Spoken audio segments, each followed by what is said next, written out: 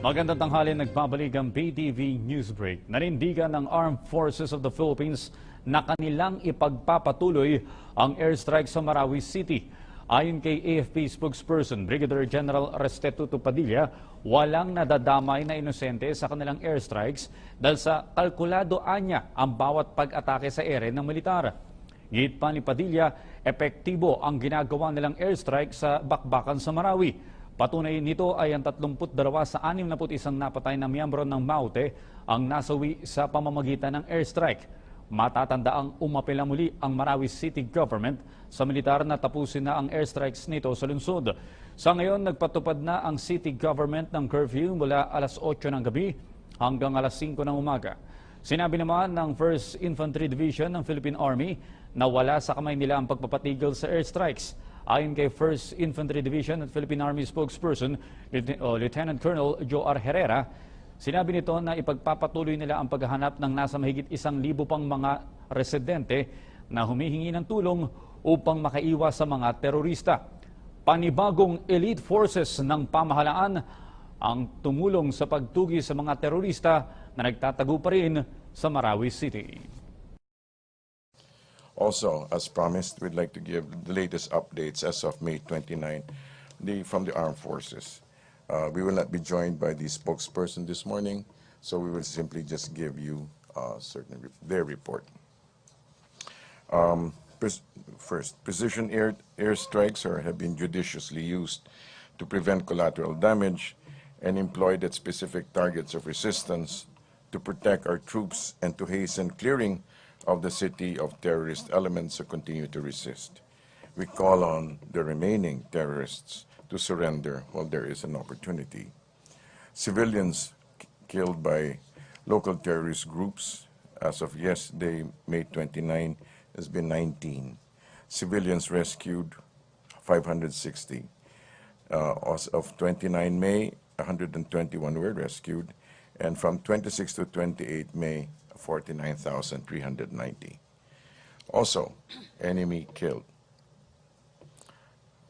65, 42 confirmed by body count, 23 confirmed by eyewitness. Also recovered firearms, 55, high-powered 51, low-powered 4. Government casualties killed in action, 20, 17 AFP, 3 PNP. Wounded in action, 72, 69 AFP, 3 PNP. 69 AFP, 3 PNP. The current focus of the operations remains, number 1, clearing of Marawi of militants still in the area. Number 2, rescue of trapped residents. Number 3, recovery of civilian casualties and victims. From the DOH, to date, there have been 12,509 families or 59,665 persons displaced in Regions 10 and ARMM, of which 1,018 families or 4,278 persons are still staying in 14 evacuation centers, while 10,974 families or 54,870 persons are staying outside the evacuation centers with their relatives or friends. We're open to a few questions. Questions? Celerina Del Mundo. Sir, good morning. Yes, ma'am. You promised yesterday na you will give us an update regarding the President's trip to Japan. Matutuloy ba or hindi? As of now, I still don't have the update as promised now. You have to understand that the President is faced with a multitude of situations, and so we cannot simply presume on him. But as far as we know, he would rather stay here. As far as we know, he would rather stay here. Thank you. MPC question, Laila Salaveria. Sir, good morning. On Yes, the ma'am. peace talks with communist rebels, there's a recommendation for the CPP to recall its order to the NPA to attack government forces. If the CPP recalls this order, will this be enough for the government to resume the peace talks? A formal statement should be given, if at all. And of course, the accompanying confidence-building measures must be in place. what, aside from recalling the order to attack government forces, what other confidence-building measures are you hoping to see? Um, it remains upon what they offer. Okay, thank you. Joseph Morong? Sir, I understand si Presidente nasa Davao, no? But can you just give us a parang update what he's doing? Is he monitoring the events in Marawi? That we can assume that he is doing. There is a, we can also provide you later, if it's released, his appointments for today. MPC? P. Yes. Gutierrez?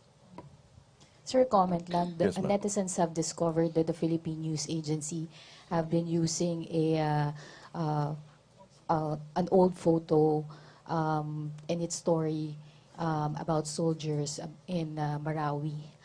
What's your comment on this, sir? I think it's better referred to PNA itself. Maybe Sec Martin would be able to give you a credible response. But, sir, how is the palace accepting this or parang receiving this? How are we vetting yung information being shared, of course, by the government to the public? Well, as we said, the reason why we have the Mindanao update is because there must be only one source of news, actually. It should be coming from, the process is actually that the military on the ground gathers the news, vets it, and then sends it to AFP here, and then AFP provides the office of the presidential spokesperson with the news, and then it goes out. That should be really the flow.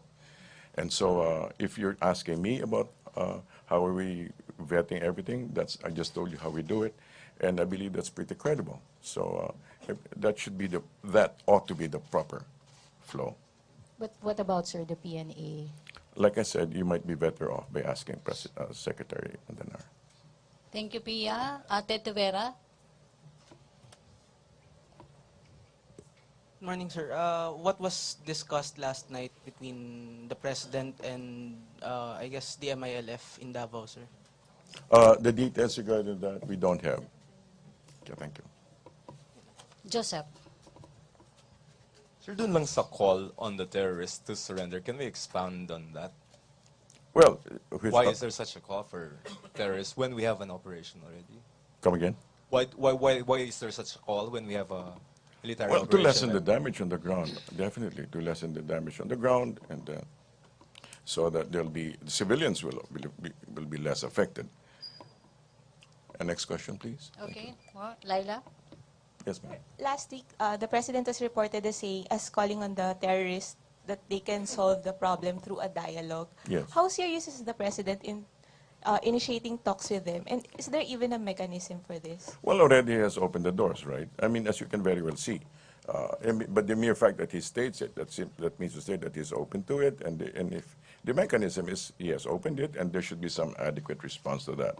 As you can very well see, that the way he has run his cabinet, it's from left to right, right to left, top to bottom.